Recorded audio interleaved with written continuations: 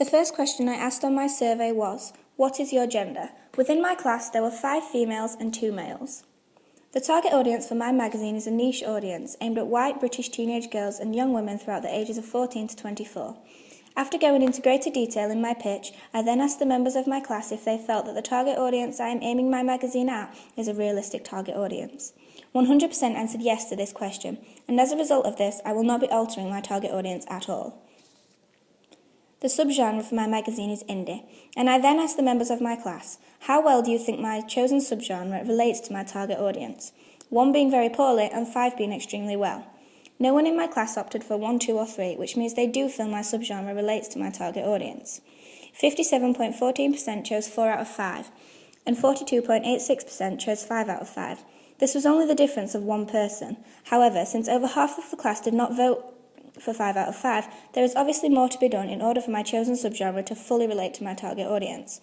As a result of this, I have chosen to add a section where I focus fully on the history of the indie genre and the fashion of the stereotyped indie subculture. The name of my magazine is going to be Melodic. I asked if they felt if this name was suitable for my chosen subgenre, and 100% of replies were yes. From these results, I am not going to change the name of my magazine, and my final product will most definitely be called Melodic. The main cover image for the magazine is going to be a blonde female wearing an oversized white baggy top, a black leather jacket, black boots, and her hair and makeup will be themed around America in the 1950s. However, this was only an idea for my main cover image, it was not the final plan. Yet I asked on my survey if they felt that the idea for my main cover image was suitable and relatable to my target audience. 5 people simply answered with yes. Someone also replied with, it's good if you want to get boys reading it, which is beneficial to me as my secondary reader is white British young boys, ages 16 to 19. So it is clearly and identifiably a good secondary target audience, which is what I aimed for. The final response I received was, I believe that the main cover image for the magazine will work extremely well because all content suits the target audience, which is also a helpful answer as it is letting me know that I am conveying my target audience throughout the different elements of the magazine, and always thinking about what they would want to see in the different elements of the magazine.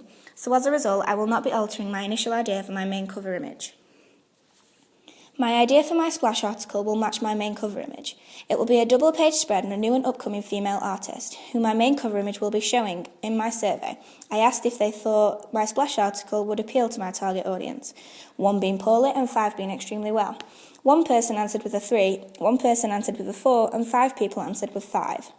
Although I got an overall majority with 5, I still did not receive 1 answer, which indicated that some content of my splash article which would not appeal to my target audience.